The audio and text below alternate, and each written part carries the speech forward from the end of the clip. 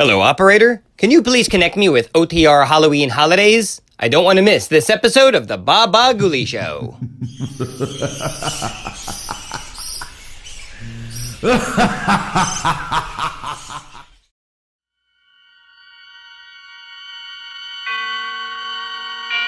And now, tonight's presentation of radio's outstanding theater of thrills, Suspense. Tonight, the story of Frankenstein, written by Mary Shelley and starring Mr. Tracy Harris and Mr. Herb Butterfield.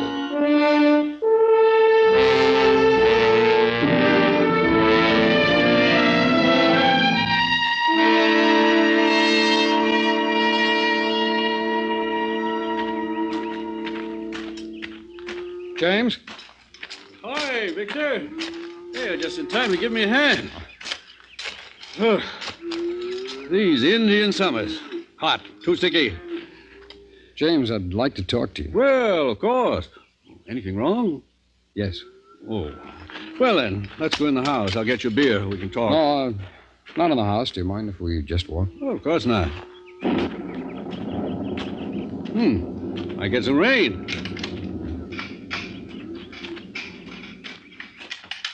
When's Elizabeth coming home? Tomorrow or Tuesday, I think. James, Oh, look now, we're friends. You know you can speak to me. What's the matter? One of your patients die? You made a mistake, perhaps? No, nothing like that. Perhaps it's worse. I'm not sure. Has it anything to do with Elizabeth going away? In a way, yes. Oh. To my favorite place. You know, Victor, I think up most of my sermons here. Listen, I've been doing an experiment. It's very complicated. I'm almost finished. That's wonderful. I think I'm a little afraid of it. I don't know. I've tried to think it out myself. I can't find the answer. Oh, go on. You've got to promise that you'll never breathe a word of what I'm about to tell you. You have my word. You swear? Oh, I don't usually break my word. I'm sorry. Well, look, I've made something. It's tremendous. It's impossible, but I think I've done it. And it goes against everything you believe, James. What? Well, what have you done? I put it together. Heart, brain, nerves, muscle, everything. I've done it. Do you understand? A complete body. And you're upset because of that? You think you've done something wrong? Last night I made it move. I'm not certain, but I think I can give it life. Don't you see why I'm afraid, James? I've created a man.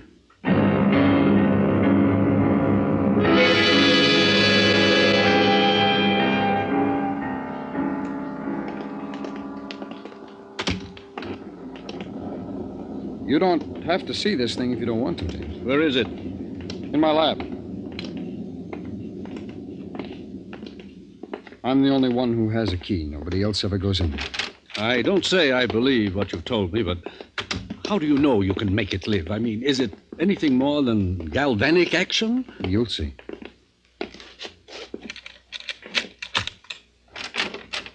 Go ahead.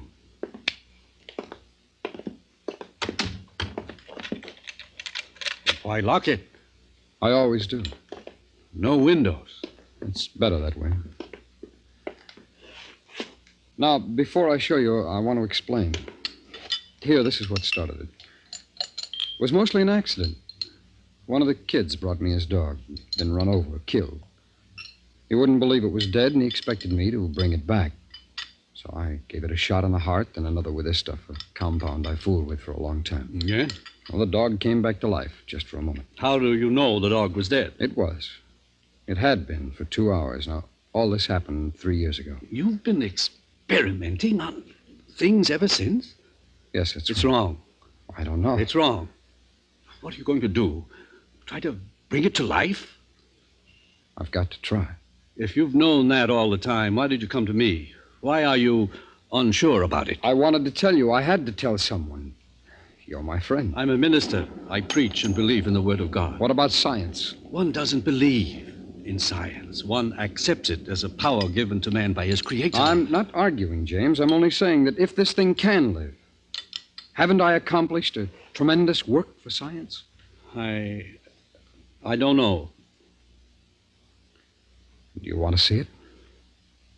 No. No, I don't.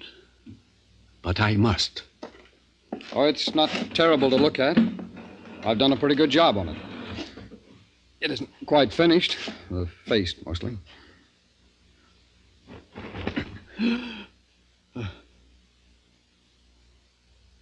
Well? No, Victor, bury it. Let it be at peace. Don't do it, even if you can. And I can't imagine it possible. Don't try. Do you realize what it would mean? I don't want to. Put it to rest, man. Forget it. That's just it. I can't. Not until I find out one way or the other. What are you going to do? Show you what happened last night. I don't want to see. I don't care. I know better. Listen to me, Victor. This mustn't go on. You've got to stop it. Not yet. Not until I find out. Does Elizabeth know what you're doing? No. Why did you send her away? I didn't want her here when I made the last test. Because you're ashamed? You know it's wrong. You know what she'd think. Oh, I'm not ashamed. I think I'm a little frightened, huh? This is bigger than anything since the world began. Perhaps that's why I wanted you here.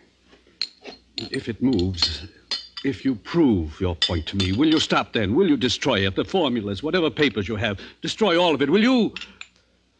I don't know. Hand me that hypodermic there, will you? No.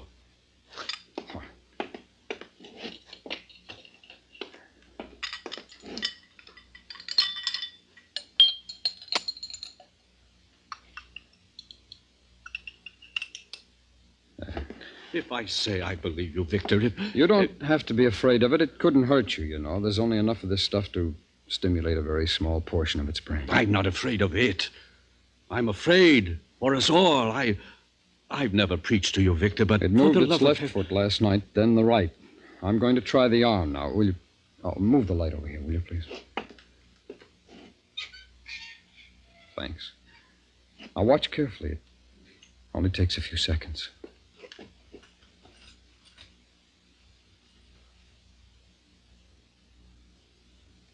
Now.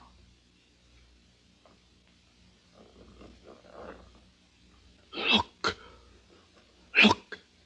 Its hand. I know. That's the way it was yesterday. The movement only lasts for a moment, though.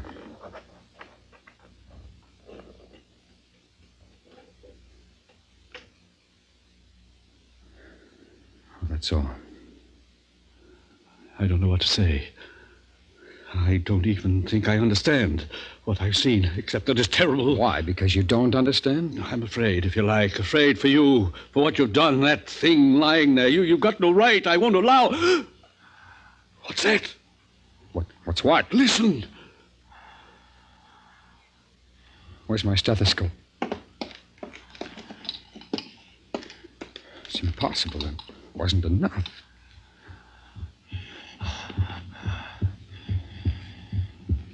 It's breathing. Victor, what have you done? The thing's alive.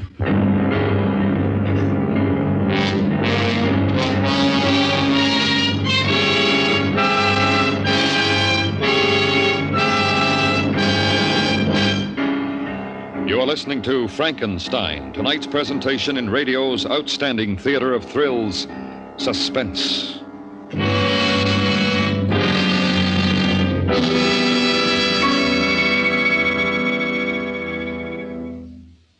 Alert Americans will heed history's lessons. Throughout history, surprise has had a leading role in military disasters. Today, an enemy capable of surprise air attack could leave chaos in his wake. That's why you should be in the Civilian Ground Observer Corps, volunteering a few hours a week to guard our skies. Be a ground observer. Contact your local civilian defense office and join immediately. And now we bring back to our Hollywood soundstage Mr. Stacey Harris and Mr. Herb Butterfield, starring in tonight's production of Frankenstein, a tale well calculated to keep you in suspense.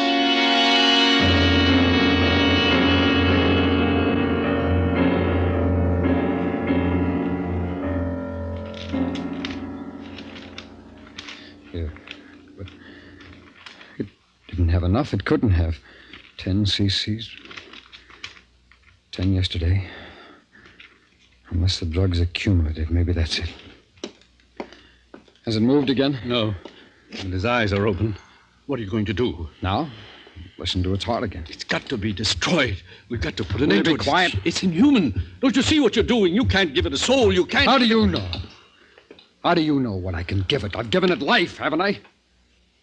It sees, breathes, moves. Perhaps it hears.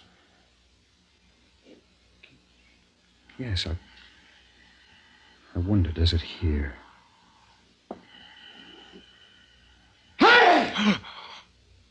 Look, did you see that? It blinked, the head jerked. James, it hears. It's aware of sound. Does it feel pain? Don't.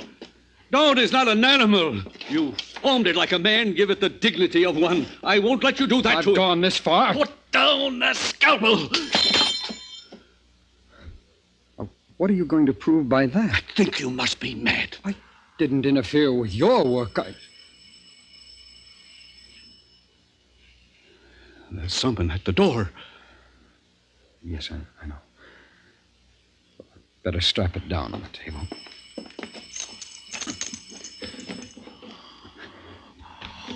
James, you won't forget your promise, will you? I'm sorry I gave you my word. I'm sorry you ever told me about this. I feel I'm as guilty as you are now.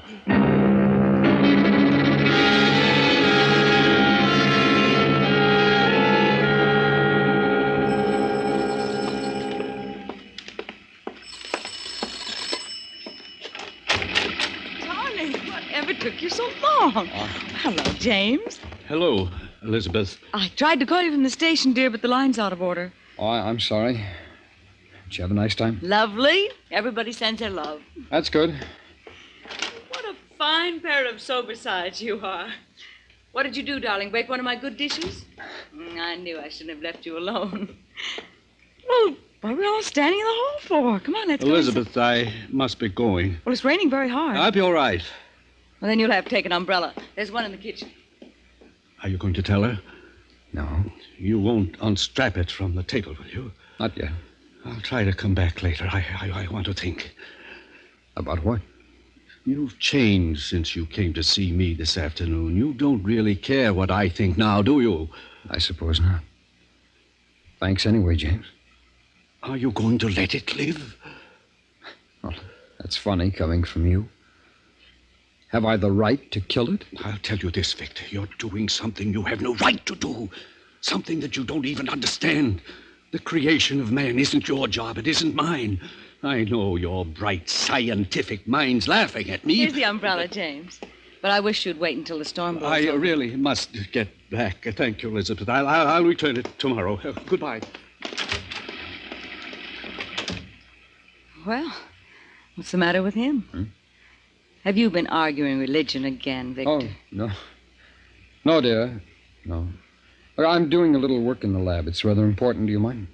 What is going on, dear? There's something. No, dear. Nothing at all. There isn't. I know there is. What's the matter? I've told you nothing. I've got to get back to work now.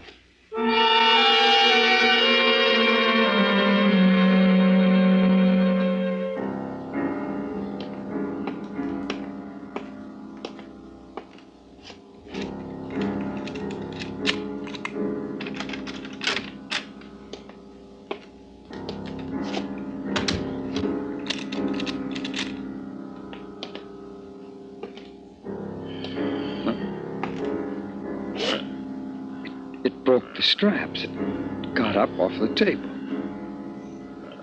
It broke the straps. It's just standing there looking at me. What do I do? Talk to it? What do I say? Can it understand I've done it? I've done it.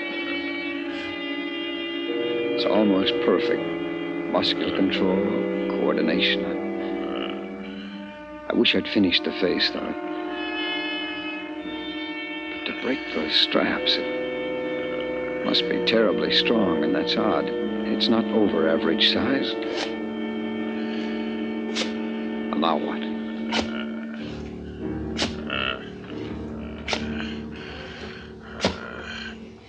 Can you understand what I say? Do you feel any pain? Are you hungry? I'm a man, like you.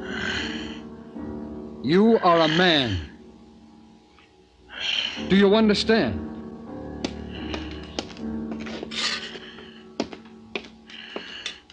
This is a mirror. You can see yourself in it. Look. It's all right. It's all right. It's angry. But it doesn't show anger in its face. There's emotion there, though. It sees ugliness and it's afraid. I'll have to get it back on the table. Put it to sleep. That's the best way. Then use a stronger strap or a chain. Its eyes, just staring. Seem watery. Oh, what a marvel it is, though. I want you to come over here and sit down. Do you hear me? Come here and sit down. Come here. No, don't touch that. No, stop it. No! Stop it. Put that down.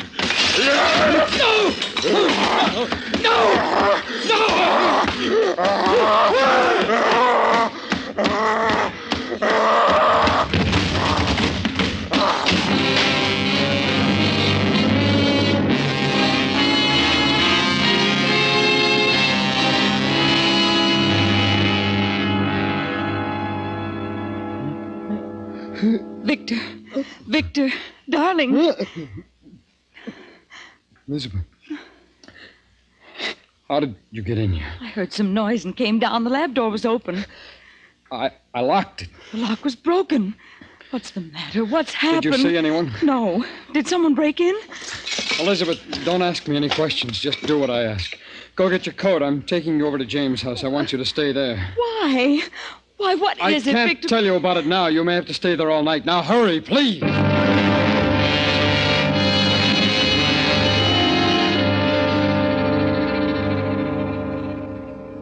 We've got to call the police. No, James. They'll shoot it. I don't want that. It's just frightened, that's all. You're being a fool, Victor. Do you realize what it means, that thing roaming about the country? What about the children? Everybody in the village? I'm going to get the police. No. James, please, listen. Give me a chance to find it first. Then what? You do a few more experiments? Give it speech, perhaps, and it happens again? It's mine. I made it. I'm not thinking of that now. It's the village and your wife. We don't even know where it is. If it wants to kill, how do you know where it will stop? All right, then just give me an hour. Please, James, let me try to find it before we call the police. If I do, I'll take it back. I'll destroy it myself. You give me your word? Yes. All right. I'll go with you. Thanks, James. I'll get my rifle. Do you have a gun? Yes, but I'm not going to use it unless... Yes, unless. That's why I'll take mine. I shan't be a moment.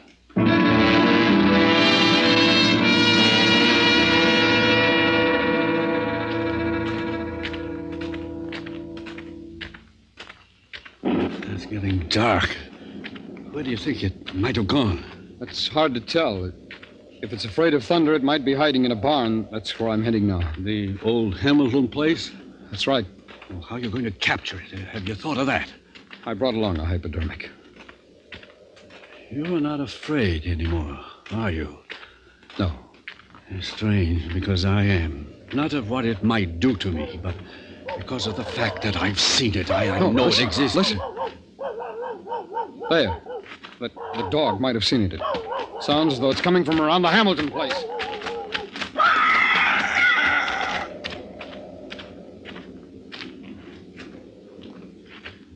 If it is in there, there's no way out the back. It was boarded up, wasn't it? Yes, but it broke out of your lab. Then I'll go in. You wait out here, will you? I'm coming with you. No. If it tries to escape, if it does do something to me, shoot it as it comes out. Don't take the chance. It won't let you get near it. I'm going to try.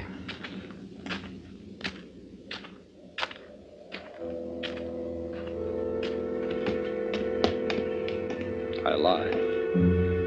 I am afraid. It's somewhere in here, hiding, waiting for me. I am afraid. I should have destroyed it. James was right. Oh, what's the matter with this flashlight? That's better. What was that? There. There in the corner. There it is.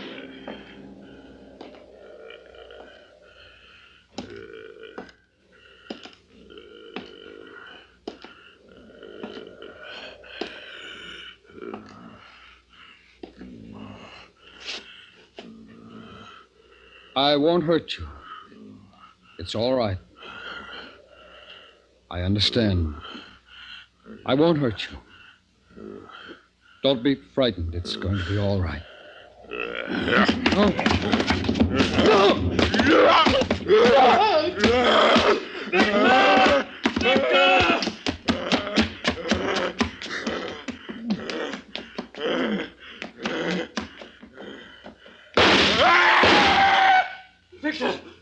Victor! You shoot it. I might have hit it. I don't know. Is it gone? Yes. Are you...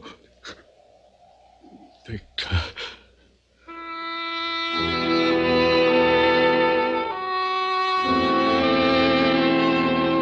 He never recovered consciousness again. Outside, I looked for the thing I'd shot at, but there was no sign of it.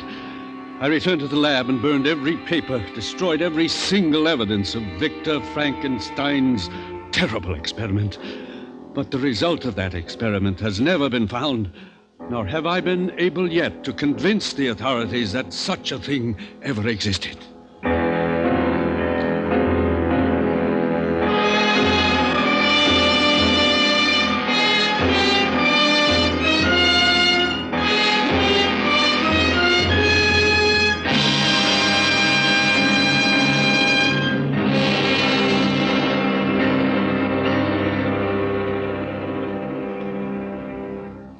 Suspense, in which Mr. Stacey Harris and Mr. Herb Butterfield starred in tonight's presentation of Frankenstein. Next week, the story of terror in the streets. We call it The Whole Town Sleeping. That's next week on Suspense.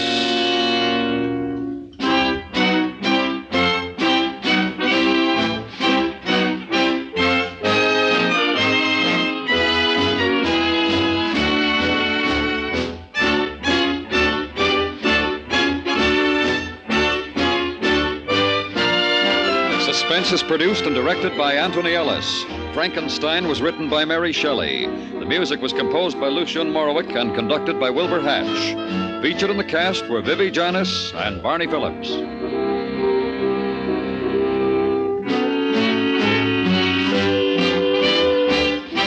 Join the FBI in Peace and War Wednesday nights on the CBS Radio Network.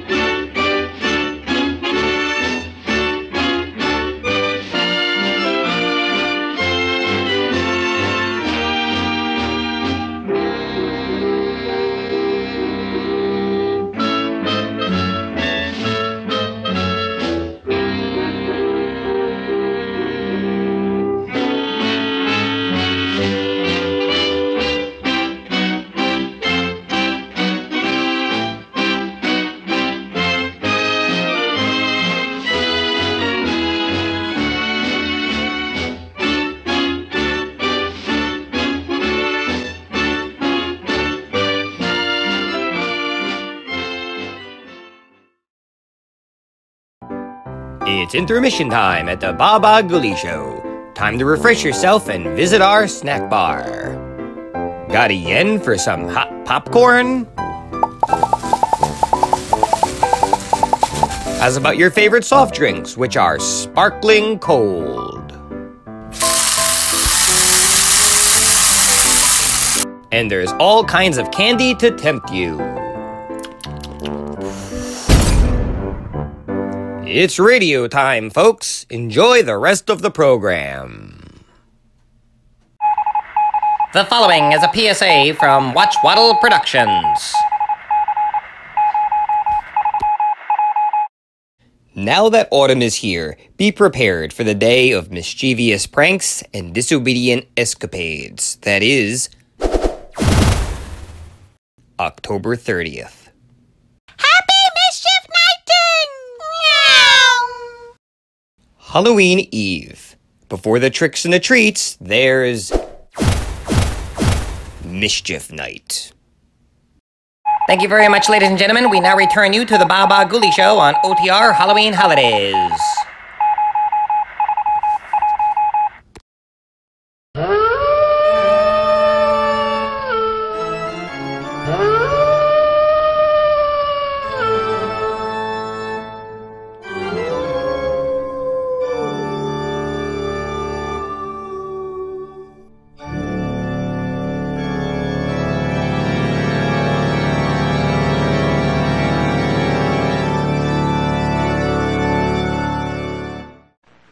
The Columbia Network takes pride in presenting Orson Welles in the first production of a unique new summer series by the Mercury Theater on the Air.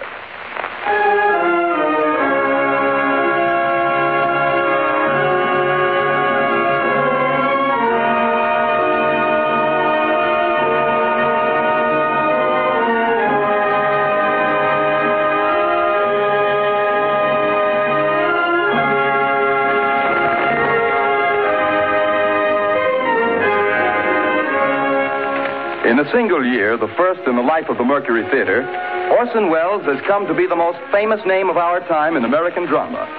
Says Collier's Magazine, 23-year-old Orson Welles threw a bombshell into Broadway. Robert Benchley writes in The New Yorker, The production of the Mercury is, I should say, just about perfect. Time Magazine declares, The brightest moon that has risen over Broadway in years. Welles should feel at home in the sky, for the sky is the only limit which his ambitions recognize. And finally, the United Press remarked, Meteoric rise of Orson Welles' Mercury Theater continues unabated. with 4 hit shows in its first year, the Mercury might well close its door on a season unparalleled in Broadway history. But Mr. Welles has long been working on a project for a greater audience, the Broadways of the entire United States. The Columbia Network is proud to give Orson Welles the opportunity to bring to the air those same qualities of vitality and imagination that have made him the most talked-of theatrical director in America today. And it is this project which Columbia brings you this summer. The first time in its history that radio has ever extended such an invitation to an entire theatrical institution. But here is Orson Welles himself to tell you about it. The director of the Mercury Theater, the star and producer of these programs, Orson Welles. Good evening. We're starting off tonight with the best story of its kind ever written. You will find it in every representative library of classic English narratives. It is Bram Stoker's Dracula. The next time I speak to you, I am Dr. Arthur Seward. George Gourouris plays Jonathan Harker, and Martin Gable plays Dr. Van Helsing. It is Dr. Seward who tells the story, and so for the moment, goodbye, ladies and gentlemen. I'll see you in Transylvania. The Mercury Theater on the Air presents Orson Welles as Count Dracula in his own version of Bram Stoker's great novel, Dracula.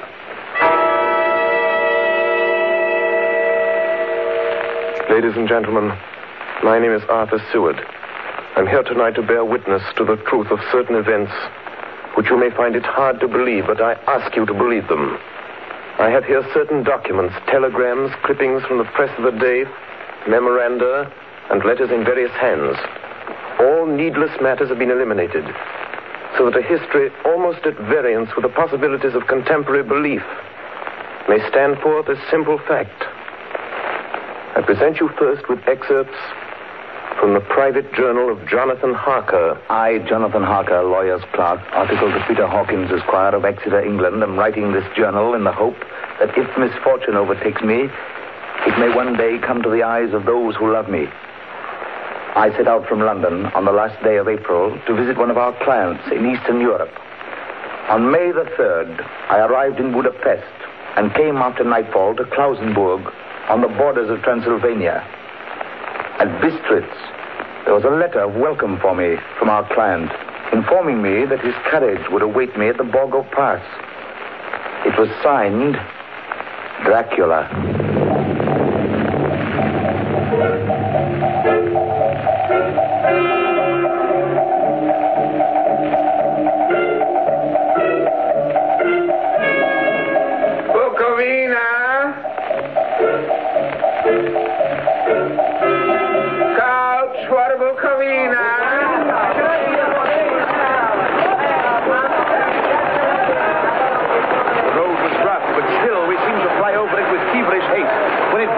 There seemed to be some excitement among the passengers. They kept speaking to the driver and looking at me and urging him on to greater speed. The crazy coach rocked on its great leather strings. The mountains seemed to come nearer to us on either side. Coachman! Coachman! What is it? Where are we? You're nearing your destination, young hare. This is the Borgo Pass.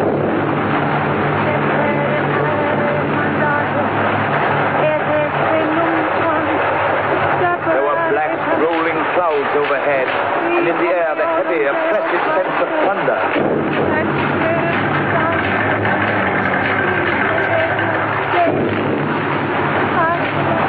Now, we were through the pass. The young hare is not expected after all.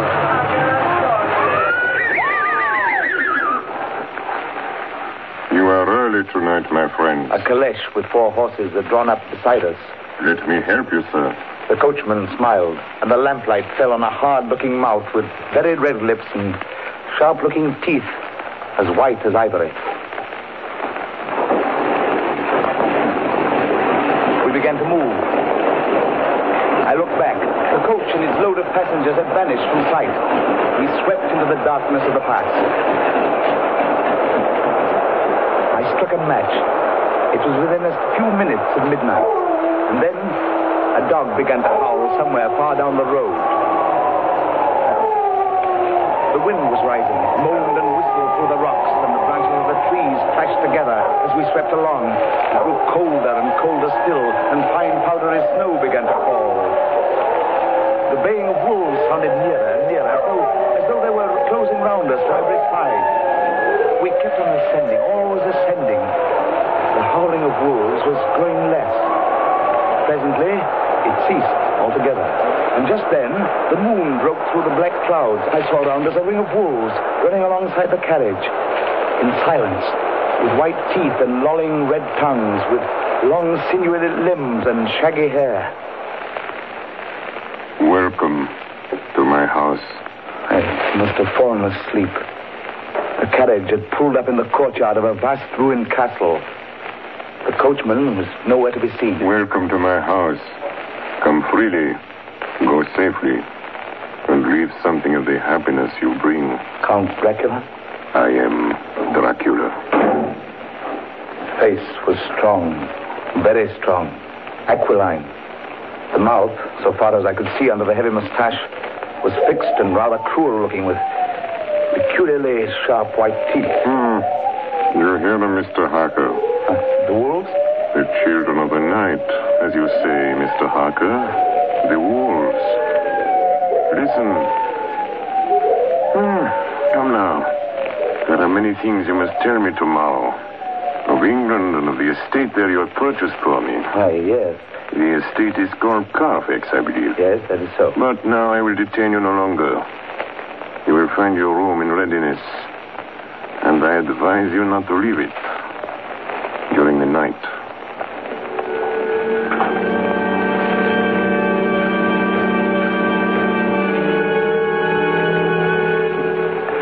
This castle is on the very edge of a terrible precipice. A stone falling from the window would fall 1,000 feet without touching anything. I explored. There are doors everywhere, and all of them locked. The door to the great hall, the door to the courtyard, every door in the castle is closed, bolted against me. The castle of Dracula is a prison, and I am a prisoner.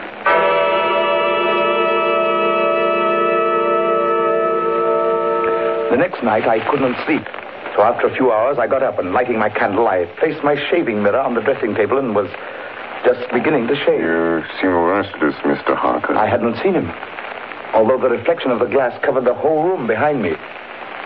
I turned to the glass again. I could see him over my shoulder, but there was no reflection of him in the mirror. It was blank. I started and cut myself on the side of the throat. The blood was trickling down my neck. Count, my mirror! The blood! The blood! Wipe the blood from your face, Mr. Harker.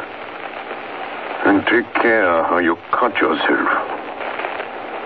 It is more dangerous than you think in this country.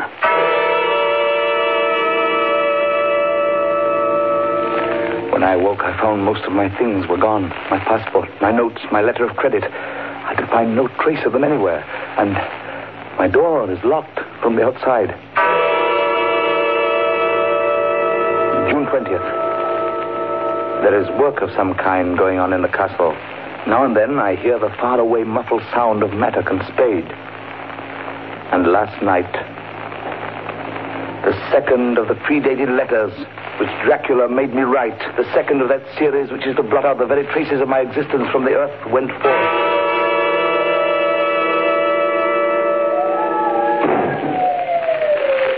Count Dracula. Yes, my young friend. Well, what of me?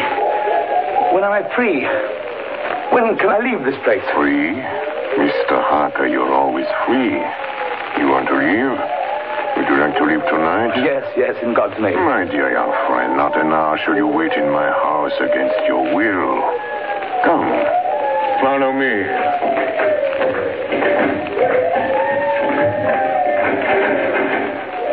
The door seems to be bolted. How strange. The door is locked. Well, in God's name, open it. As you will, Mr. Harker. You English have a proverb which is very close to my heart. Welcome the coming, speed the parting guest. Good night, Mr. Harker. Shut the door! Shut the door! I tell you, shut the door! Shut! The door is shut, Mr. Harker. I take it you will remain.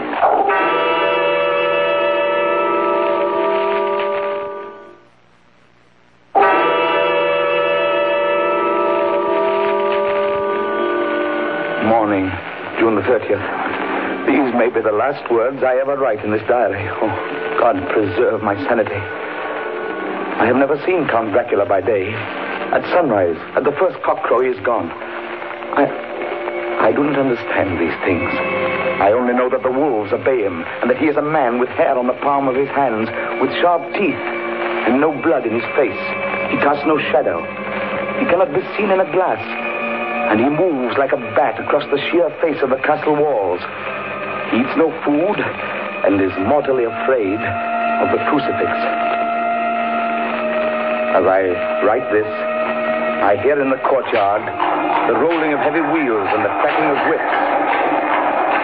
And there is in the passageway below a sound of heavy boxes being set down. Boxes shaped like coffins. And I know what they hold. The boxes are filled with holy earth from the chapel beneath the castle. It is the last box being nailed down. And now I hear the heavy feet tramping again. The door shut. The chains rattle.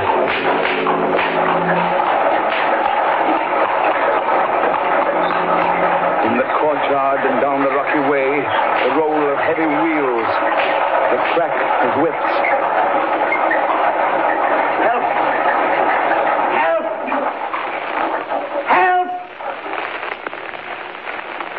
The wagons have gone. I'm alone in the castle. I'm alone in the castle. I'm alone in the castle. I'm alone. I'm alone. I'm alone. Ladies and gentlemen, this is Dr. Seward. Mr. Harker's journal terminates at this point. I now present in evidence a clipping dated August 8th of that year from the Yorkshire Telegraph from our correspondent in Whitby. One of the greatest and suddenest storms on record was experienced here today.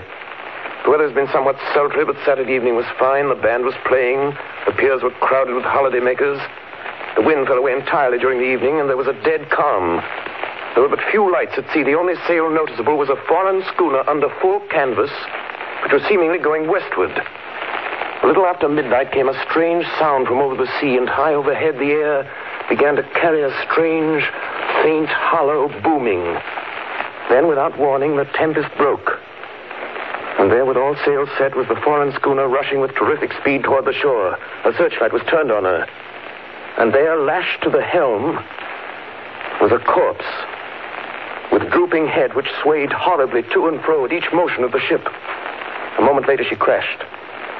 And then a strange thing was seen. At the very instant she touched, a huge dog sprang up on deck from below and, running forward, jumped from the bow onto the sand and, making straight up the east cliff toward the graveyard, vanished into the night. The Coast Guard, going aboard at dawn, found the dead man fastened to a spoke of the wheel.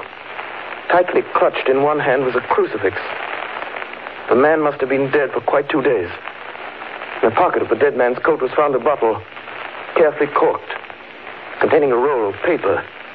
This proved to be an addendum to the ship's log. There was found on board only a small amount of cargo, and that of a most unusual nature. Apparently the ship carried nothing but earth. Common earth, packed away in wooden boxes, shaped much like coffins.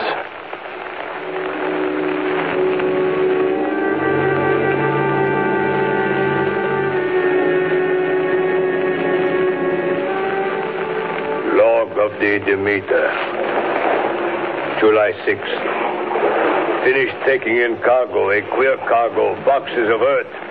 At noon, set sail, east wind, fresh. Crew, 4 hands, 2 mates, cook, and myself, captain, July 11th. Entered Bosporus. At dark, passed through Dardanelles. Mate reported in morning that one of crew, Valjoden, was missing. Took larboard watch 8 bells last night. He was relieved by Chilic. Never came to his bunk. There's something aboard this ship. No. Don't laugh, Captain. In the rain last night. Oh? A tall, thin man go up companionway and along the deck forward and disappeared.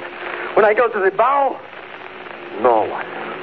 And the hatchways all closed. July 22nd. Rough weather last 3 days. All hands busy with sails. No time be frightened. Past Gibraltar and out through straits. All well. July 24th. Last night, another hand was lost. Disappeared. Like Chilichev. Leave off watch, midnight. Then we never see him again. What's double watch now? I don't take watch alone no more. Double watch. Double watch. July 29th. Had single watch tonight as crew too tired to double. When morning come... Hey! Hey, Milo! Banoitin! Banoitin! Is Banoitin below? Banoitin's gone! Banoitin's gone like the others.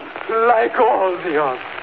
The mate and I have agreed to go armed henceforth, July 30th.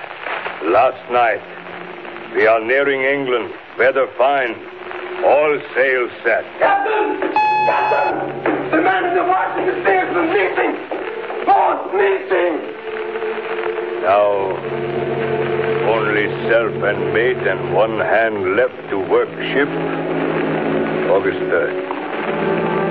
2 days of fog and not a sail sighted. At midnight, I went to relieve the man at wheel, and when I got to it, found no one there. It's here.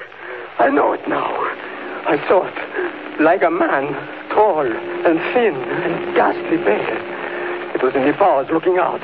I gave it the knife, and my knife went through it. What? Empty as air. What is it? What are you talking about? It's here, and I'll find it. It's in the hold. In one of those boxes of earth. I'll unscrew them one by one and see. And see. He is mad. Stark raving mad. His It's no use my trying to stop him. He can't hurt those big boxes. They are invoiced as common earth. I know the secret now. The sea will save me from him. That's all that's left. That's all that's left. August 4th. I am all alone on my ship. And still the fog. I dared not go below. I dared not leave the helm. So here all night I stayed. And in the dimness of the night, I saw it. I saw him. God forgive me, but the mate was right to jump overboard. It was better to die like a sailor in the blue water. But I am captain, and I must not leave my ship. I shall tie my hands to the wheel when my strength begins to fail. And along with them I shall tie that which it dare not touch, my crucifix. I am growing weaker, and the night is coming on. God and the Blessed Virgin help a poor ignorant soul trying to do his duty.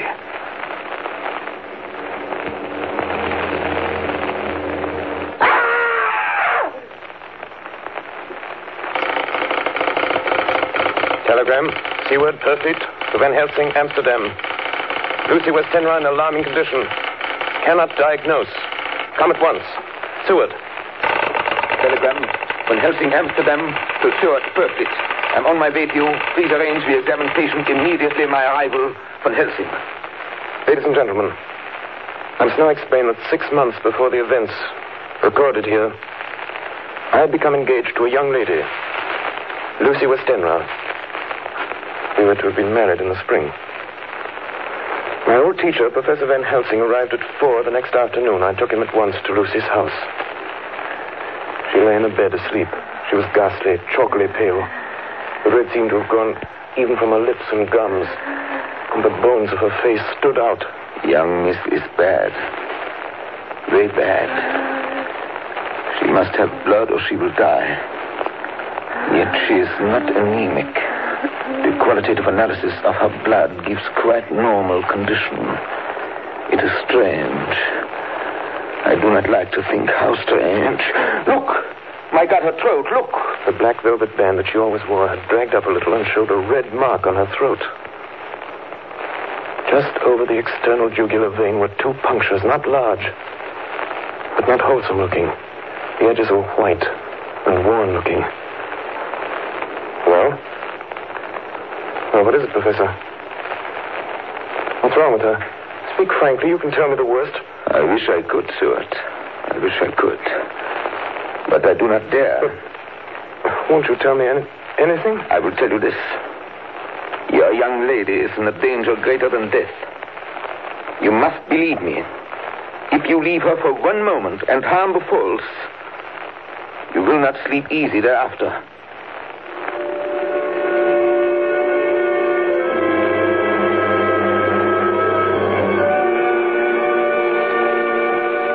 September 8th. I sat up all night with Lucy. Arthur, I'm afraid. Night, dear. You can sleep tonight. I'm here watching you. Nothing can happen. And I promise if any sign of bad dreams, if I see anything, I'll wake you at once. Will you really? Then I'll sleep. I sat all night by her bedside. She did not wake once during the night, although her brows or a bat or something flapped almost angrily against the window panes. September 11th. Still quoting from my private journals. At this time that I received a message from Perfleet. Read 10:20 p.m. St. John's Hospital, serious complications, case 891, your immediate presence, London, imperative. I had no choice. Sometime later, a paper was found among Lucy Westenra's belongings. I write this and leave it to be seen so that no one may by any chance get into trouble through me. I went to bed as usual, taking care that the window was closed, as Dr. Van Helsing had directed. About 2 in the morning, I awakened. I went to the door, called out, "Arthur! Arthur!" There was no answer. Something's broken the window. I'm in the room, alone. I dare not go out. The house seems empty. The air is full of specks, floating, circling in the draught from the window. The light burns blue, dim. What am I to do? Something very sweet and very bitter all around me. And I seem sinking into deep water. You shall be flesh of my flesh, blood of my blood. September 12th. Late. Only resolution and habit can let me make an entry tonight. We found her sprawled on the floor. There was a draft in the room from the broken window.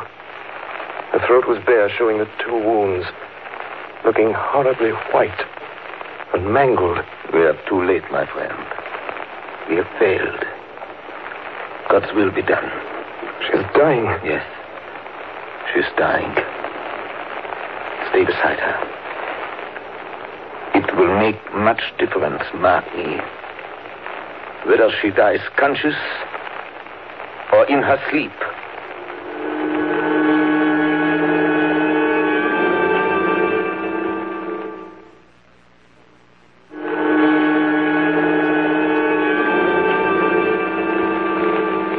It was late in the afternoon before she opened her eyes. Arthur, oh, my love, I'm so glad you've come.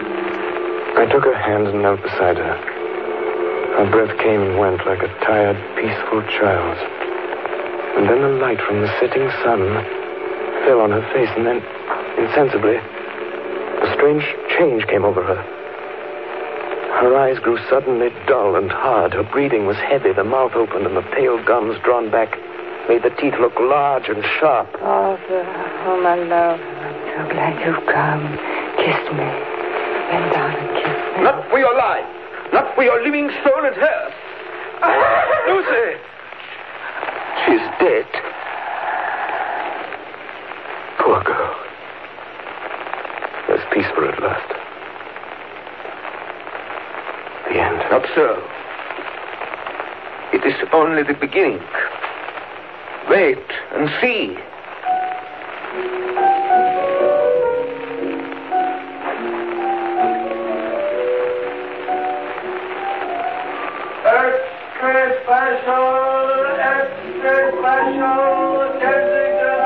Westminster Gazette, September 25th. A Hempstead mystery. The Kensington horror, the stabbing woman, and the woman in black are vividly recalled to mind by a series of events that have taken place recently in the neighborhood of Hempstead. Several cases have occurred of young children straying from home or failing to return from their playing on the heath. In all these cases, the children have given as their excuse that they have been with a beautiful lady who offered them chocolates. In each case, the child was found to be slightly torn or wounded in the throat. The wound seemed such as might be made by a rat or a small dog.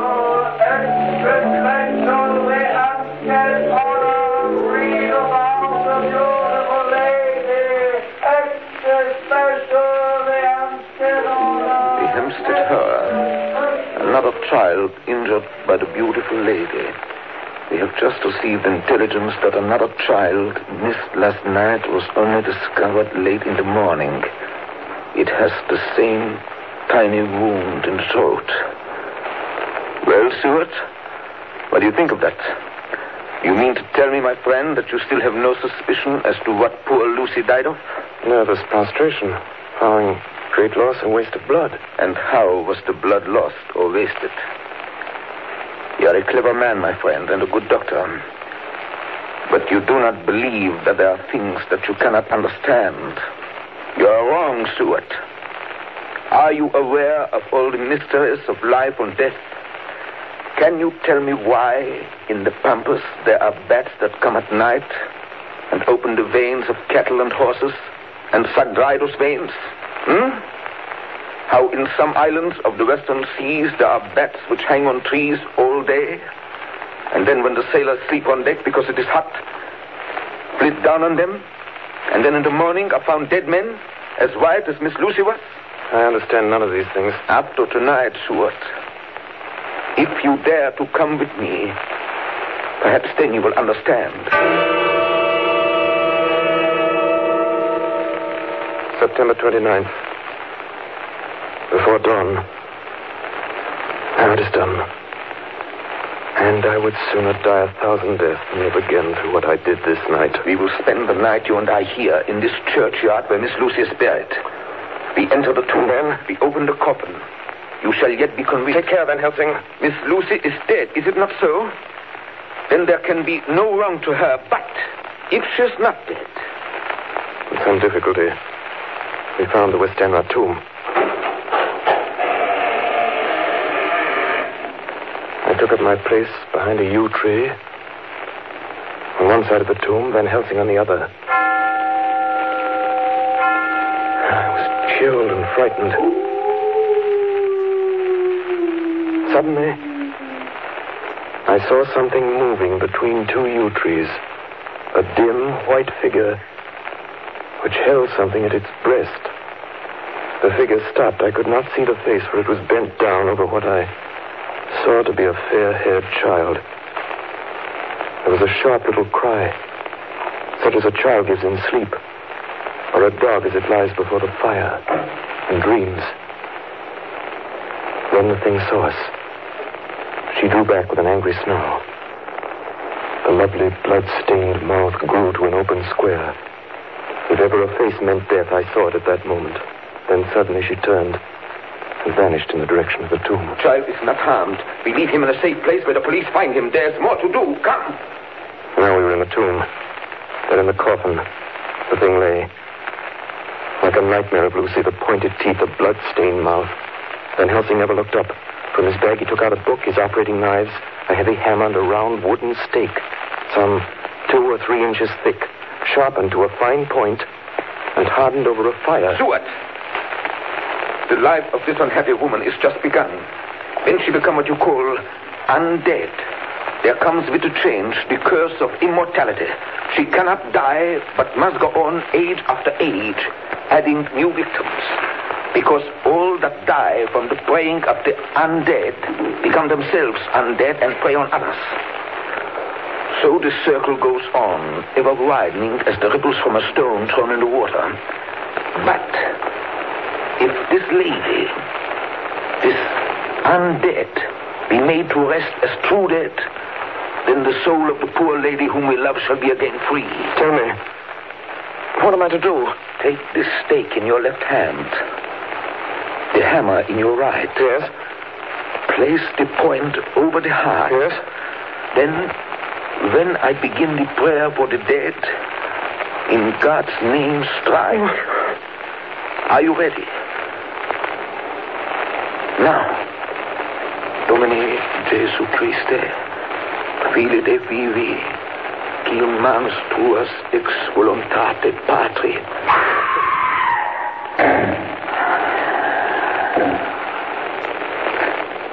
On the morning of July 11th, a man was found on the border of Transylvania. He talked wildly of wolves and boxes of earth and blood, and gave his name as Jonathan Harker. In the hospital at Klausenberg, he improved sufficiently to make possible his removal to England. I'm still quoting from my own personal papers. But there his condition remained so serious that he was committed for observation to a private ward in my hospital at Purfleet. Here he did so well that in 3 weeks he was completely recovered. It was during this time that his wife, Minna Harker, brought to the attention of Dr. Van Helsing and myself the journal that her husband had kept while a prisoner in the castle of a certain Count Dracula in Transylvania. I have before me the record of a meeting that took place in my study in Purfleet, transcribed by Minna Harker. October 1st. Meeting began soon after 8. Jonathan next to me. Dr. Seward opposite to Van Helsing at the head of the table. My friends, there are such things as vampires. Had I known at first what now I know, one so precious life had been spared to many of us who love her. The vampire which is amongst us is of himself so strong that he can direct all the elements. The storm, the fog, the thunder. He can command all the meaner things, the moth and bat, the owl and the fox and the wolf. How then are we to begin our strike to destroy him? How shall we find his place? And having found it, how can we destroy? My friends, it is a terrible task that we undertake. To fail here is not mere life or death. If we fail, we become as him. Foul things of the night, as him. What do you say? I answer for myself. Count me in. I'm with you. The professor laid a small golden crucifix on the table. We took hands, and our solemn pact was made. My friends, we too are not without strength. The vampire flourishes on the blood of the living. Without this, he cannot live. He throws no shadow. He makes no reflection in a mirror. He can transform himself to a wolf, to a bat. He can come on moonlight rays as elemental dust. He can see in the dark. He can do all these things. Yet he is not free. His power ceases at the coming of the day. Then, until night, he must remain in the shape in which he finds himself, and except in his coffin home, in those earth boxes, he cannot rest.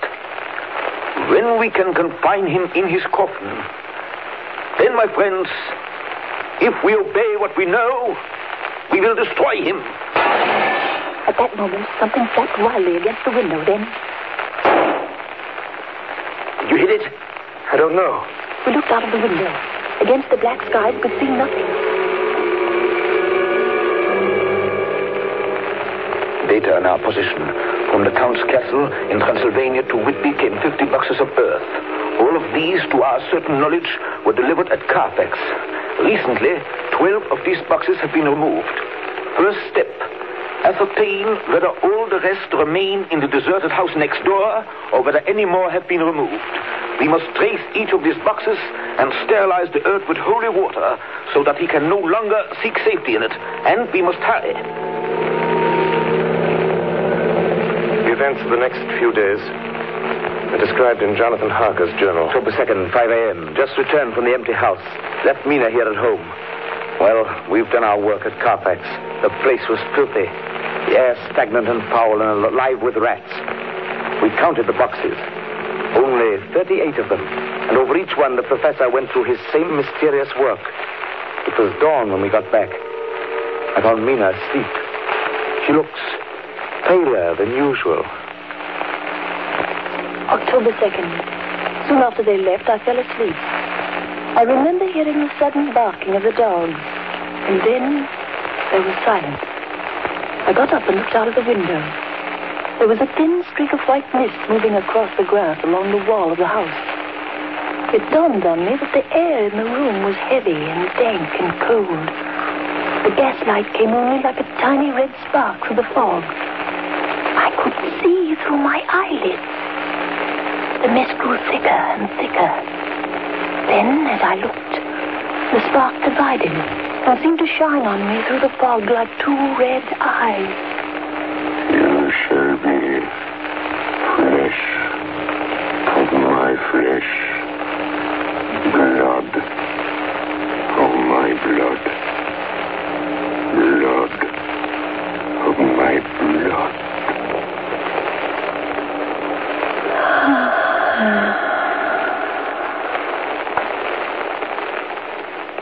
October 2nd, 8 p.m. Here on the track, 12 boxes were delivered last week to an empty house at 347 Piccadilly. My dear friends, until the sun sets tonight, Dracula must retain whatever form he now has. We have this day to hunt out all his lairs and sterilize them. Then he will have no place where he can move and hide. But we have only until sunset. The house in Piccadilly was empty. Like the one at Purfleet, the same sickening smell was in the air. On a table we found a clothes brush, a brush, and a comb, and a basin. The latter containing dirty water, which was reddened as if with blood. The boxes are back here.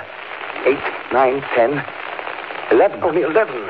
There's a 12th box somewhere. Gentlemen, it is after 6. The sun is setting. We've no time to lose. He will return at any moment. Open the boxes. Quiet. Listen. Be ready. It is he! The window! You waste your bullets, gentlemen. You think you baffle me? You with your pale faces all in a row like sheep in a butcher's. You think you've left me without a place to rest. But I have more. And time is on my side. The one you love is mine already. I have known her. Already my mark is on her throat. Flesh of my flesh. Blood of my blood. She is with me always. Over land or sea.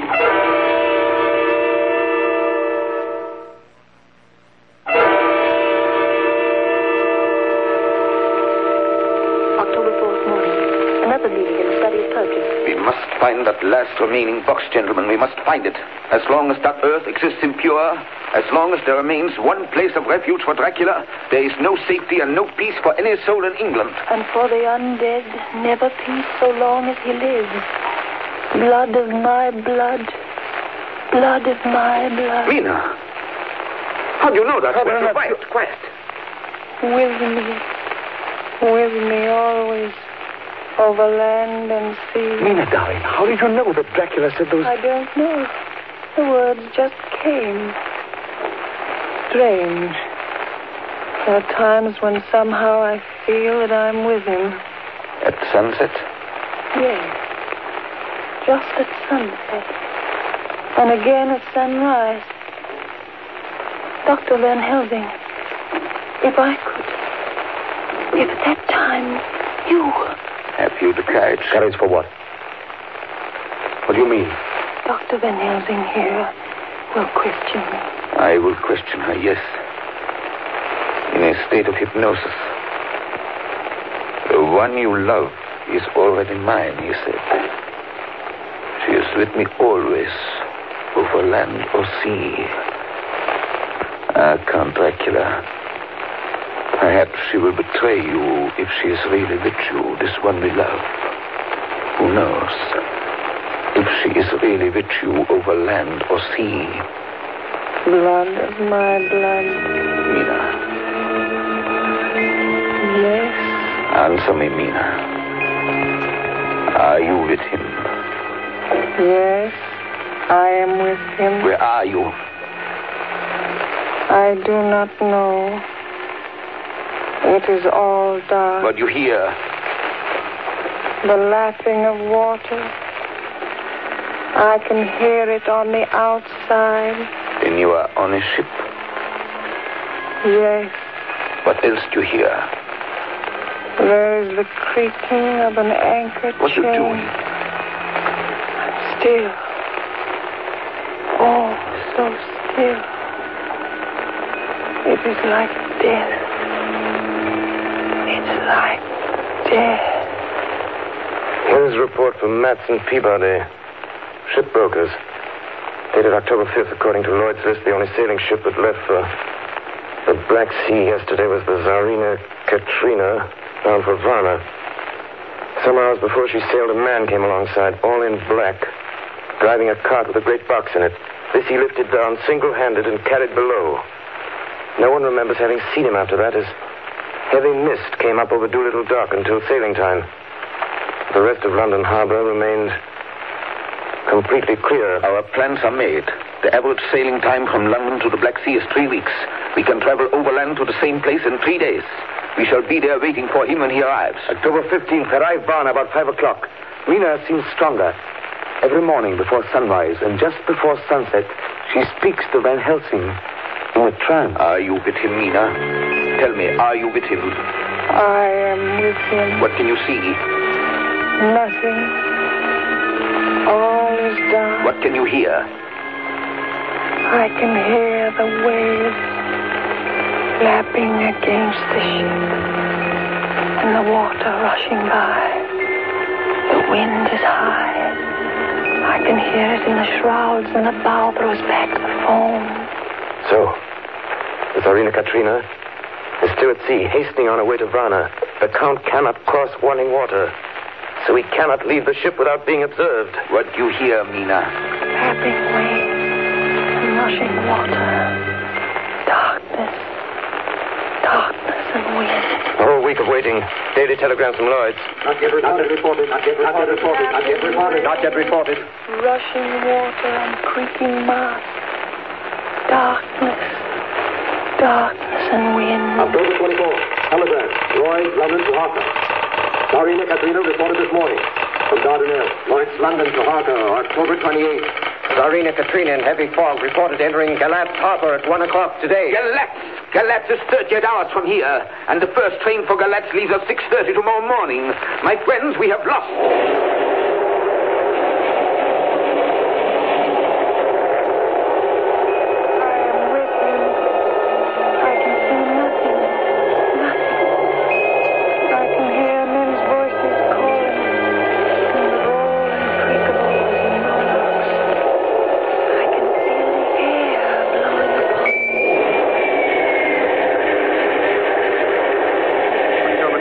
Evening. We are due between 2 and 3 in the morning, but already at Bucharest we are 3 hours late. Something's going on. I can feel it passing like a cold wind. I can hear far off confused sounds. Men talking in strange tongues. Tears falling water and the howling of wolves. There's another sound. Like what? Speak, Mina. Speak, I command you. I command you to speak.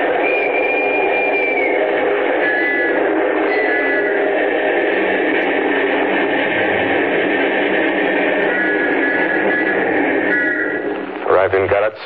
Saw Captain Tsarina Katrina. A man come aboard with an order an hour before sunup to receive a box for a party by the name of Dracula. Not his peppers, a rate. Emmanuel Hiddlesheim, his name was. Mr. Hiddlesheim? Yes.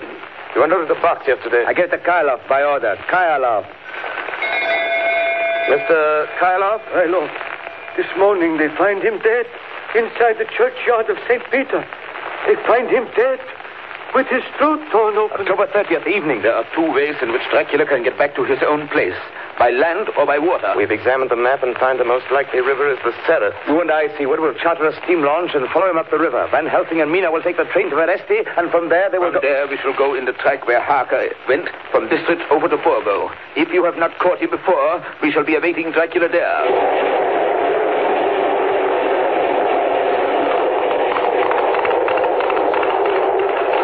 October 31st. We arrived at Veresti at noon, Van Helsing and I. Bought a carriage here, and we start in an hour. Our enemy is still on the river. October 31st. We can run a good speed up the river at night. There's plenty of water, and the banks are wide apart. November 1st, evening. No news all day. We hear that a big boat went up the river before us, going at more than usual speed.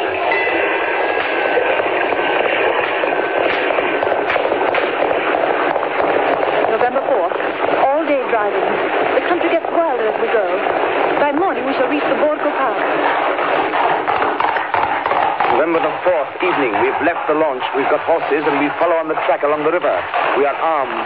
Look! Quick! There they are now! Heading west! With the dawn, we could see the Slovaks some miles before us, dashing along the river with their wagons.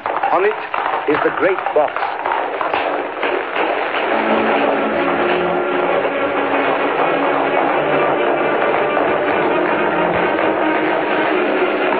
Late in the afternoon, we reached the Burgo Pass. Van Helsing!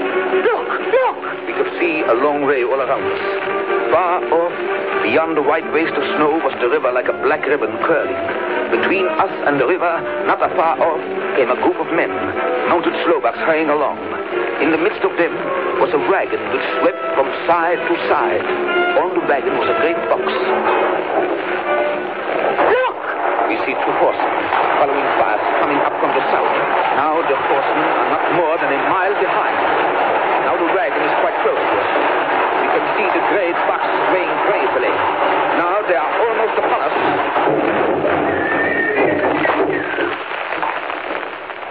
Now has happened a strange thing. The wagon smashed into a great rock bed in the snow, lost its front wheels, and turned over on its side, jammed against the stone. The horses tore loose from their traces and bolted, and the Slovaks scatter and vanish after them. Then silence. Silence like comes after ringing a bell. Look. His face. It is Dracula. Sprawled out stiff and twisted in the smear of his own holy earth. The box, in falling, has emptied the dirt onto the snow. His face is old-looking. The skin is like paper. Dr. Seward, there's no time. Look at the sun. Sunset. In 1 minute there is darkness and he is forever lost to us. Have you the stake of wood and the hammer? Here. Now, Seward, pray for us. Kneel down and pray. Harker, the stake of wood over his heart. Be not afraid, Harker. Do not look into his eyes. The hammer. Now, Harker, strike. Strike!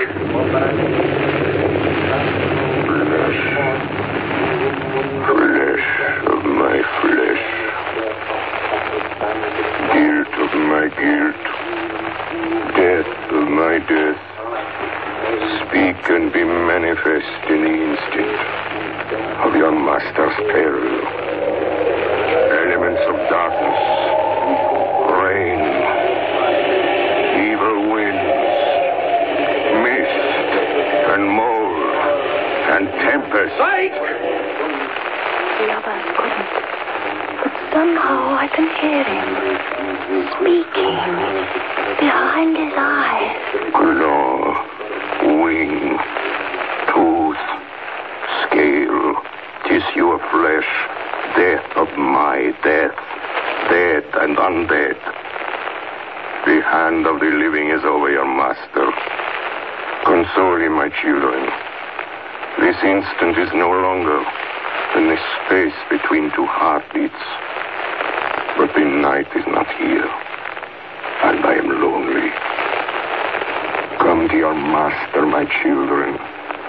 Beguile him now in the instant of his peril. Beguile him with the sound of your names.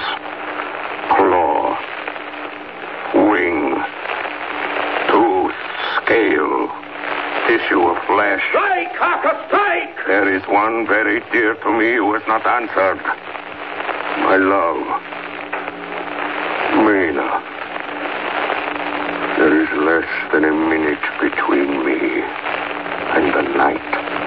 You must speak for me. You must speak with my heart. Give them to me! Jonathan, give them to me! That stake of wood and the hammer! I shall never forget that moment. The look on poor Mina's face as she stood there, the angry scar standing out on her throat, her eyes like living coals in the last red of the sunset. She had torn the stake and the hammer out of my hands with the strength of an animal. Mina, do you know what you've done, woman? You know what you've done to us? You've released him. The evil is free. Look! The sun! As we looked down at Dracula, the eyes saw the sinking sun, and the hate in them turned to triumph. Flesh of my flesh. Come to me, my love. Come into the night and the darkness, you have served me well. My love. My bride.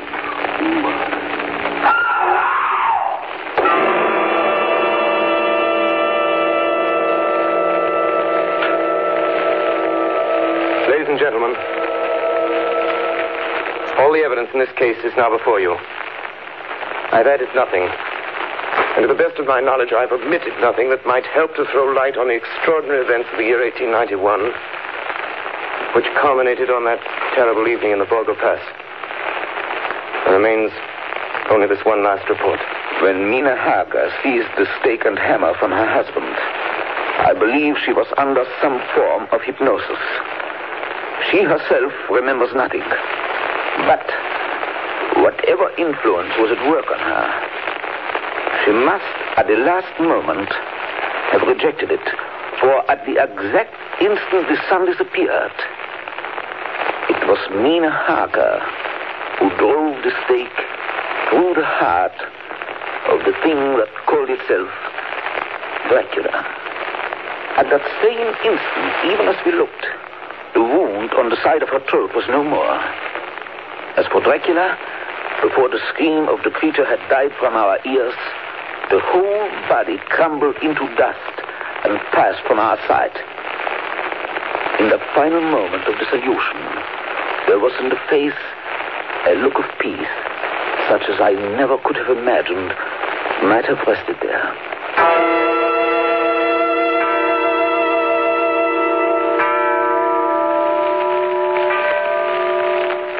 Tonight's production of Dracula by Orson Welles and the Mercury Theater was the first of 9 CBS broadcasts in which this brilliant group will bring to life a series of great narratives.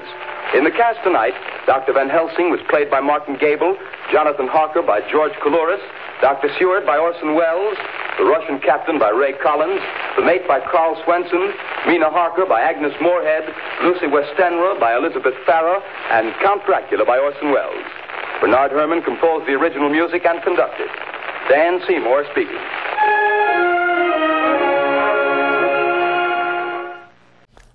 It's intermission time at the Baba Ghoulie Show. Time to refresh yourself and visit our snack bar. Got a yen for some hot popcorn? How's about your favorite soft drinks, which are sparkling cold? And there's all kinds of candy to tempt you. It's radio time, folks. Enjoy the rest of the program.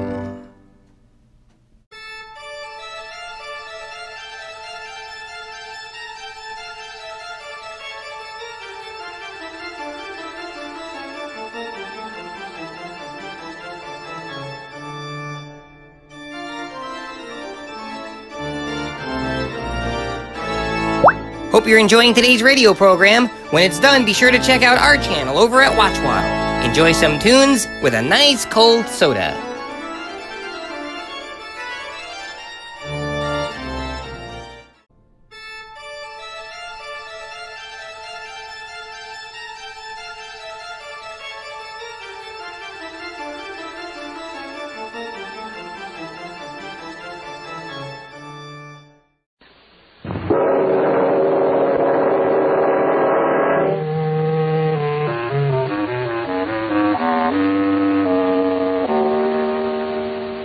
Bring you Creeps by Night.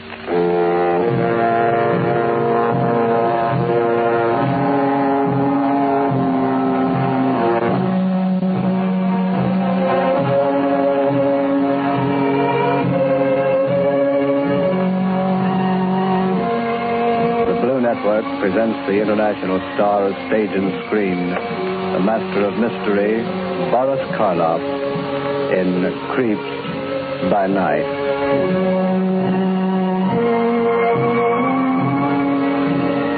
How do you do? This is Boris Karloff inviting you to join with us for another dramatic exploration into the unknown darkness of the human mind. Our theme tonight is revenge. We have chosen for you a story that plumbs the very depths of one of man's primary emotions, the eternal seeking of an eye for an eye and a tooth for a tooth. This is the story of a man who waited 20 long and heartbreaking years before the opportunity came to seek vengeance. But when it did, he stalked his prey with the cold and horrible stealth of a black panther. Creep by Night presents Boris Karloff as George Miller in The Final Reckoning.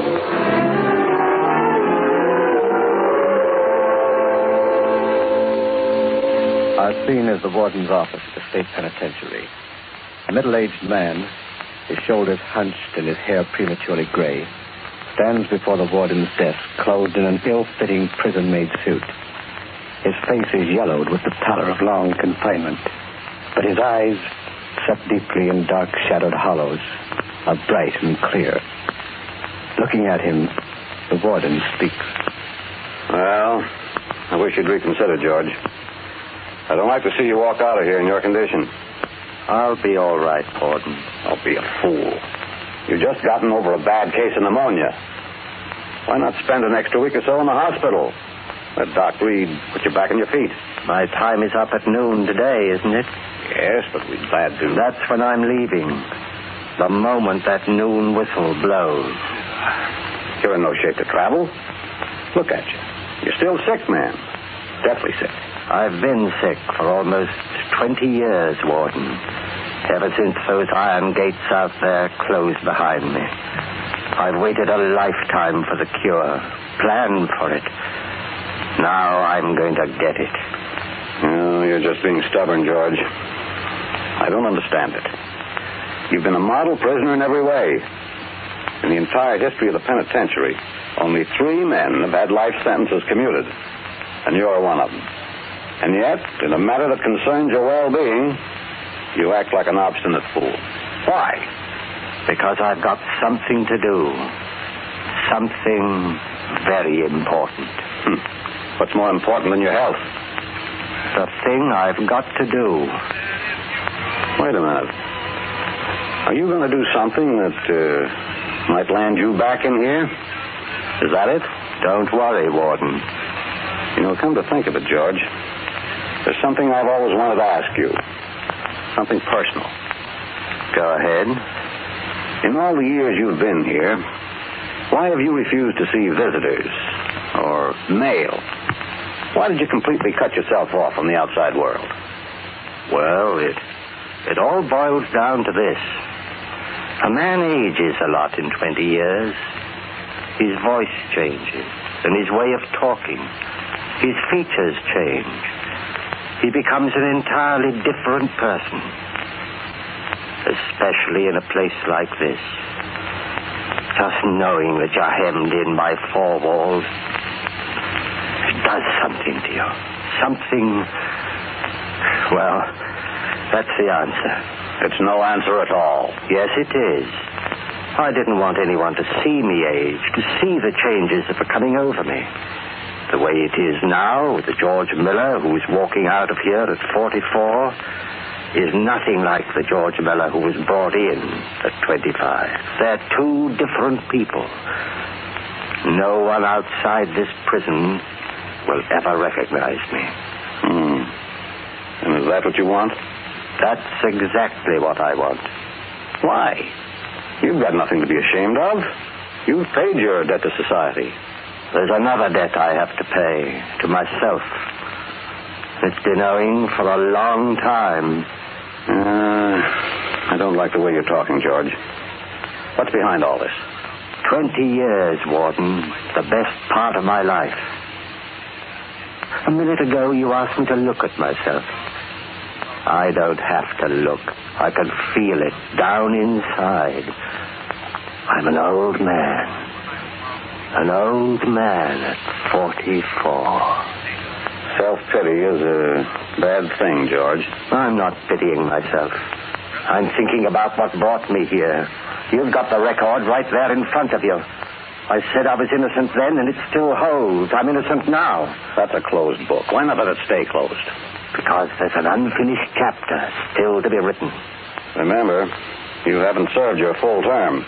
You'll be on probation for 5 years. I'll remember. I've had a long time to think it over. Incidentally, while we're at it, there's one more thing that's been puzzling me. You'd better hurry.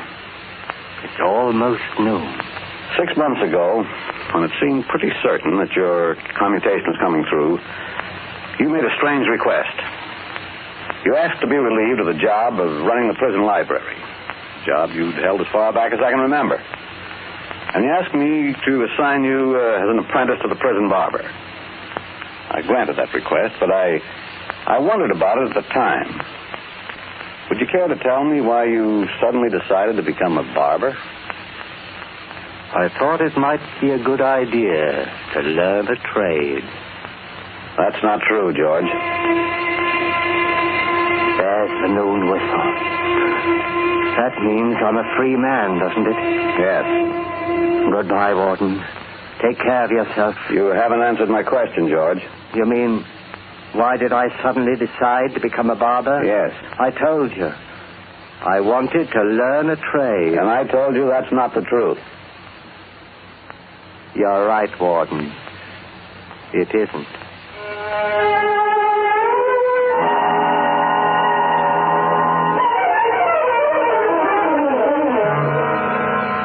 I hear George Miller's out. No kidding. Yeah, got his sentence commuted. Did they so? If he does, he better start moving. Charlie, this is Duke. I just got tipped off.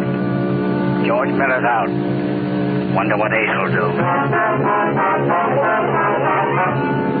You want to hear something, honey? George Miller's out. Boy, would I like to see Ace when he gets a nose. George Miller's out. George Miller's out. George Miller's out. George Miller's out.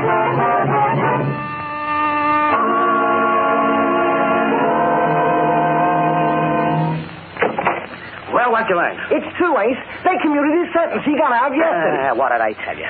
I spend $100,000 a year on smart lawyers, and where do I get my information? From a hophead.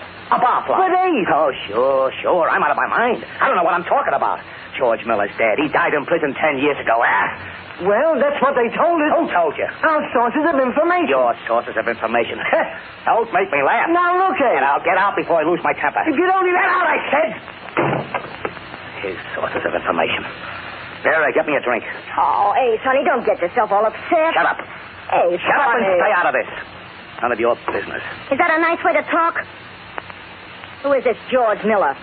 I said it's none of your business. What's that? Just a doorbell. I'll answer it. Wait a minute. Now what? Don't open that door till you find out who it is. A ball that... You heard me. Find out who it is first. Okay. Who is it? Who is it? No answer, Ace. Damn. Miller, trying to trick me. Ace, right as a sheet. Take it easy. Keep your voice down. Now listen to me. In case anything happens, he threatened me. I had to protect myself. Do you understand? Yeah, but... Ace, what are you doing with that gun? Never mind. You just follow orders. All right. I'll open the door. Slowly. Ace, honey. Open it, I said. Nobody here. What's that on the floor? What is it? A rat. A dead rat.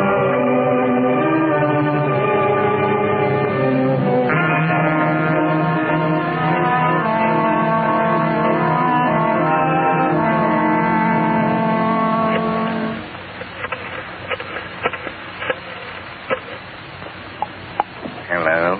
Benny, this is Duke. You hear about Ace? Yeah, somebody left a dead rat outside his door. No, that was yesterday. I mean today. What about today? You got another one? Yeah. It came in a box. In the mail. Holy smoke. Ace is ducking out of town. He's scared stiff. Where's he going? Up to his hideout in the mountains.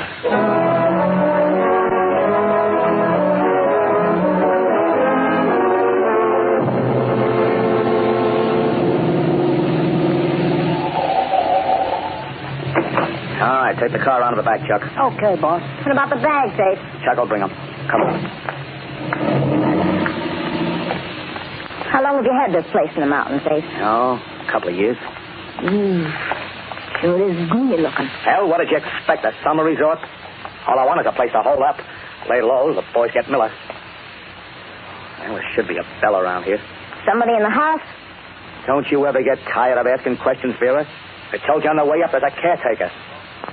The bell doesn't work. Well, if you ask me, this is all a lot of crazy... Nobody's asking you. Ace Dinelli running away from a stir bomb. Pipe down. Somebody's coming. Good evening, Mr. Dinelli. Oh, good evening. Is everything all set? Yes, sir. The master bedroom is ready. We'll go right up. This is Miss Carroll. How do you do? Hello. You're not the same man was here last year, are you? No, sir. That was Edward, my cousin. He's been ill, and I've been substituting for him. My name is Walter. Okay. Bring up a couple of brandies. We'll be upstairs. Yes, sir. I sure hate to be holed up in a place like this for the rest of my life. Well, just say the word, and Chuck will drive you back into town. I'm just kidding, Ace, honey. Well, stop it. Right now, I'm not in a kidding mood. Okay. Now, there. What's wrong with this room? Well, it's very nice. Plenty of space, 4 closets, double exposures. What more do you want? Nothing, darling. Just a kiss. Now, wait a minute. Close the door. Since when were you bashful? Now, look, Vera. Get one thing straight. I came up here to play safe. There's a guy gunning for me. Until he's out of the way, I'm not taking any chances. Sure, I understand, honey. What I don't get is why you're so afraid of this George Miller, whoever he is. What did you do to him? He thinks I sent him up, put him behind bars. Did you? You know, one of these days, Billy, you're going to ask the wrong question. I know. It's none of my business. That's the ticket. Did you tell me one thing, Ace? What? Those dead rats. The one we found outside the apartment door, and the one that came by parcel post in that little wooden coffin. What do they mean? What do you think they mean? I don't know. It's got something to do with George Miller. Well, you guessed right. Miller's trying to get me jittery. He knows I've got a bad heart.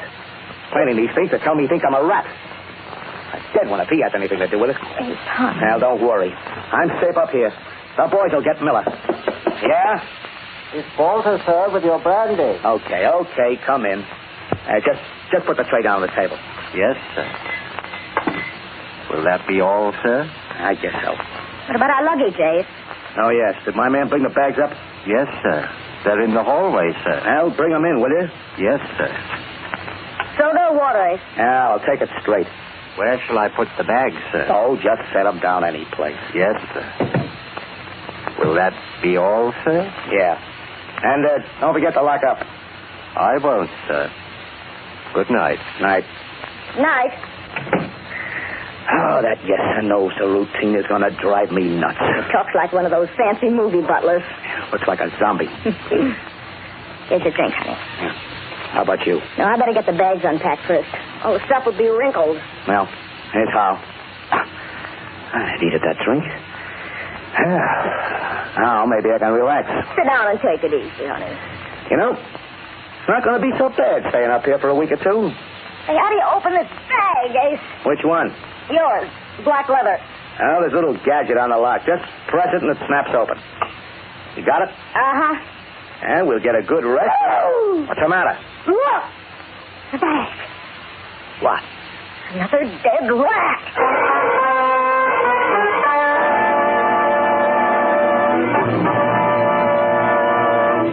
Talk, Chuck. Talk, you double-dealing skunk, or I'll cut your skull. Ace, believe me, I didn't do it. Honest, I didn't. Talk, I said. Spell it. I ain't got nothing to spell. Now, listen, Chuck. I know your kind. I know them from way back. You tell your mother for cash on the line. George Miller got to you. He paid you to slip that dead rat into my suitcase. Get up. I don't trust you either. I don't trust anybody. You're all a bunch of blood-sucking double-crossers. Boy. You heard me. You'd like to see me dead, wouldn't you? You're out of your Now, mind. get out, both of you. No. Get out, I said. Get out of the house and stay out.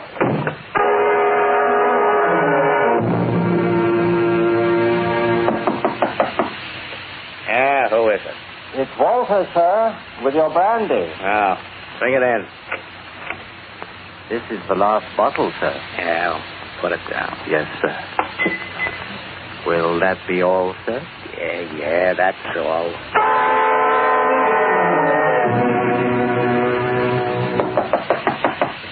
is it? It's Walter, sir. Come in. I thought perhaps you'd like something to eat, sir. It's been 3 days since you've taken any solid food. Yeah, 3 days. I brought an omelet and some toast. Oh, thanks, Waller. It's quite all right, sir. Hey, wait a minute. Yes, sir? You've been pretty nice to me, Waller. Thank you, sir. Yeah, pretty nice. And I'm the kind of a guy who don't forget. I don't forget if a guy's nice to me. And I don't forget if he stabs me in the back. Neither do I, sir.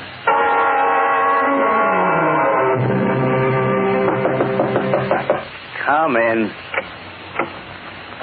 I'm sorry to disturb you, sir. It's all right. Come on in and close the door. Yes, sir. What do you got there, Waller? Well, I thought now that you're feeling a little better, sir, that perhaps you'd like to be shaved. Been almost a week, you know. Don't tell me you're a barber, too. I have been a barber, sir. Well, I could use a shave, I guess, all right. If I may say so, sir, I think you'll find it very refreshing. Okay, go ahead. Where do you want me? The chair you're sitting in will be all right, sir. I'll get some warm water in the bathroom. You know, Waller, I've been thinking. When I go back into town, I'm going to take you with. Yeah, I could use a man like you. That's very kind of you, sir. I like people like you around me. People who don't ask questions or get in your hair. Take care of what you're supposed to, and that's the end of it. I try to keep my place, sir. You got the right idea. Now, what'll I do? Lean back? In just a moment, sir. I'll have to fasten the strop to the back of the chair. I want the razor good and sharp. You'll need it sharp for this beard. Yes, sir. You must have been wondering about me these last few days, Waller. No, sir. Not particularly. You mean you wouldn't like to know why I've been hiding out here in the mountains? Sure, you must have a good reason, sir. Yeah, you can say that again. Someone's gunning for me. Gunning for you? Uh-huh. Somebody trying to get me. Guy named Miller. George Miller. The name sounds familiar. He got a life sentence for murder about 20 years ago. Yeah, there's quite a story on it in the papers. He killed a girl. Did he? That's what the jury thought. They gave him first degree with a recommendation for mercy. That saved him from the chair. What did you think? What did I think about what? Lean back, sir. I'm almost ready for you. Hey, isn't that razor sharp enough yet? Not quite. I haven't used it in some time. What did you think about George Miller's conviction, sir? What's the difference what I thought? The jury cooked his goose. Did they? Yep. Oh, come on. Well, if you're going to shave me, get to it. I'm ready now. Lean back, sir. I'll soap you up. Okay. I assume this George Miller is out of prison now. Yeah. Got a commutation. Hey, you sure you don't need a lawnmower to get this beard off? I can do very well with a razor, sir. You know, I'm going to feel like a new man when you get through. Yes, a completely new man. You're a funny guy, Waller. You talk like a college professor. I've had a lot of time to read and study in the past 20 years. A lot of time. Yeah? That's enough soap. Now just relax, sir. Does the razor pull? Nope. Feels all right. That's fine. Nothing like a good, sharp razor. Yeah. Now don't move. It's rather difficult shaving you in this chair. If you move, I may cut your throat. That's not funny. It wasn't meant to be funny, Ace. What did you say? Sit back, Ace. One slip and you're finished. You're a dead rat. George Miller. That's right. It's been a long time, hasn't it, Ace? George, you wouldn't kill me in cold blood, would you? This isn't cold blood, Ace. This is hot blood, heated for 20 years. That's how long I've waited. Feel how sharp the razor is. No, George. Be careful. Doesn't take much to slit a throat from ear to ear. You know that. George, I'll give you anything you want. Name your price. You couldn't meet it. Only one thing can pay for those 20 years. George, I've got a bad heart, you know. Yes, so I've heard. All I'm asking for is a break. Did you give me a break when you framed me and set me up for life? I figured you'd beat the rap. I never thought they'd convict you. Then you admit framing me. Yeah, but I never figured... You admit that you killed the McGuire girl because she knew too much, because you wanted her out of the way. Yeah, but that's enough. It's more than enough. Now feel the razor on your throat. Cutting. No, George. No. Cutting deeper. Down. Deeper.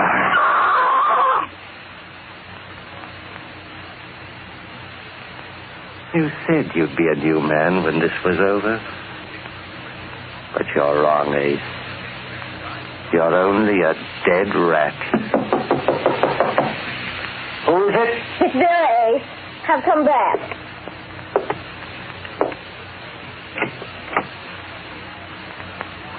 Come in, Miss Carroll. Oh, hello, Walter. Is Mr. Denelli... Oh, there he is. You're shaving. Ace, darling. I couldn't stand being away from you. I had to come back. I couldn't... Walter, what's the matter with him? Is he asleep or something? I'm afraid not, Miss Carroll. Then why is he slumped in the chair? Why are his eyes staring that way? Why doesn't he move? He can't move. He's dead. Dead? Oh, no. Walter. Yes, he's dead. And my name isn't Walter, Miss Carroll. My name is George Miller. George Miller? George Miller? Yes. Then you killed him? No, Miss Carroll, I did not kill him. You don't see any blood, do you? But he's dead. You said he was dead. I'm afraid I played rather a gruesome joke on him. You see, I was shaving him with a very sharp razor. After I told him who I was, I held the back of the blade, the dull side, against his throat. As you know, he had a bad heart. Unfortunately, it couldn't stand the strain. You murdered him. You got the chair for this. You're wrong, Miss Carroll, quite wrong. Ace Janelli died of a heart attack. That's what a medical autopsy will show. You caused it. You brought it on. That would be very difficult to prove. I figured this out so carefully, Miss Carroll. I paid with 20 years of my life for a murder I did not commit. And now there's nothing the law can do to me for one that I did commit.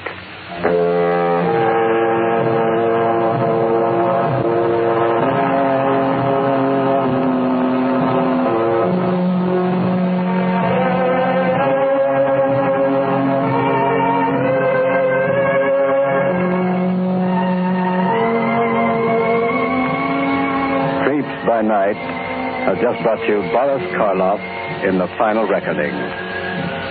Be with us again next Tuesday night at the same time over most of these stations when Mr. Karloff will present another weird mystery of the mind, The Hunt.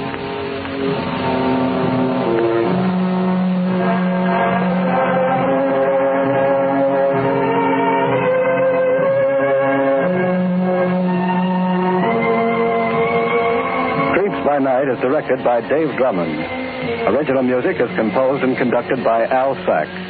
The entire production is under the supervision of Robert Maxwell.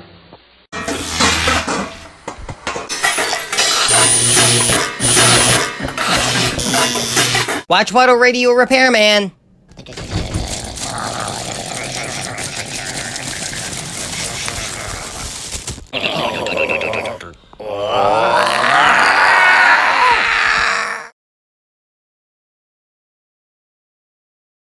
Thanks for watching the Baba Ghoulie Show by OTR Halloween Holidays. This is Waddle the Duck saying check out Channel Watchwaddle for some fun cartoons with no static.